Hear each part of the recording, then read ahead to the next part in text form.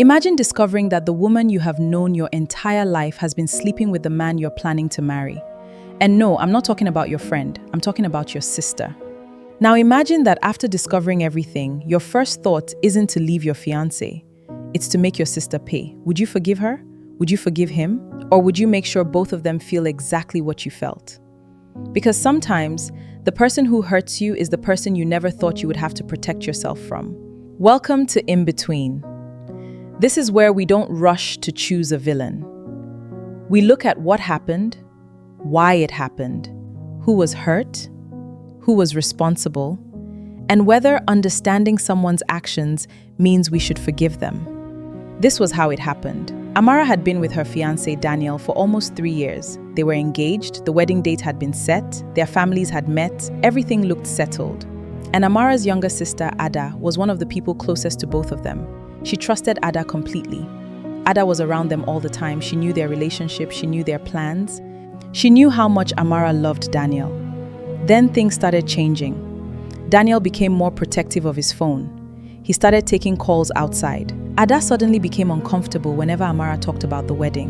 And whenever Amara asked what was wrong, both of them said nothing was happening. Until one evening, Amara saw a message on Daniel's phone. It wasn't a message from another woman. It was from Ada, her own sister. And the message was intimate enough to destroy everything she thought she knew. Amara confronted Daniel. He denied it at first. Then eventually, he admitted it. Now, if you were Amara, what would you do? Because honestly, I know what most people would say. Leave him. Disown your sister. Expose both of them. Make sure everybody knows what they did. And I understand that reaction. Because betrayal hurts differently when it comes from family. You expect strangers to disappoint you. But your sister, the woman who grew up with you, the woman who knows your pain, your secrets, your history, that kind of betrayal can make revenge feel like justice. But let's slow down. Daniel was wrong. Ada was wrong. But now comes the uncomfortable part. Daniel told Amara something she didn't expect. He said Ada didn't seduce him. He said he was the one who started pursuing her. According to him, he had become emotionally attached to Ada months before he ever admitted anything. Ada initially rejected him, but eventually she gave in. Now, does that change what happened? No. But does it change how we understand it? Yes. And that's where I want us to be careful.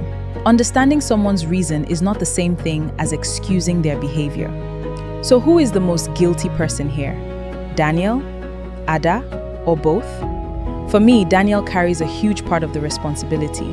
He made a commitment to Amara. He was preparing to marry her. And instead of dealing honestly with whatever feelings he had, he crossed a boundary that should never have been crossed. Ada also betrayed her sister.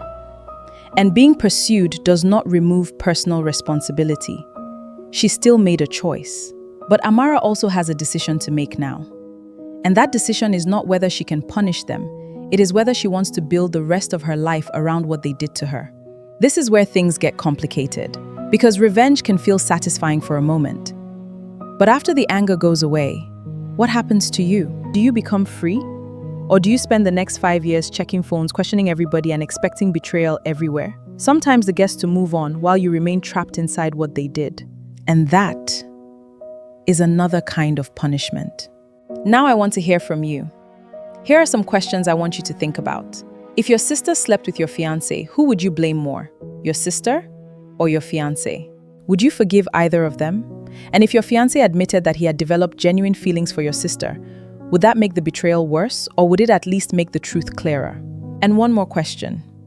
If you were Amara, would you leave both of them behind, or would you try to save your relationship? Here is what I think. There is no version of this story standing someone's actions and excusing them. Daniel needed to be honest before he crossed that line. Ada needed to remember that being someone's sister comes with a responsibility that should never be taken lightly. And Amara? She doesn't owe anybody forgiveness before she is ready. But she also doesn't have to spend the rest of her life carrying the anger they gave her. And before you go, I want to tell you something. Maybe something happened in your relationship, your marriage, your family, or even your friendship that you've never been able to talk about. Maybe you're carrying a story you don't know how to tell. And maybe you don't want your name attached to it. That's okay. You can share your story with us privately. We are here to listen. With your permission, we may share it here on In Between, anonymously if you prefer, and talk about it honestly. Because sometimes people don't need someone to judge them. They just need somewhere safe to finally tell their story. So tell me, if you were Amara, what would you do? Leave your answer in the comments. And if you have a story you want us to discuss, send it to us. This is In Between with Akwaugo. I'll see you in the next one.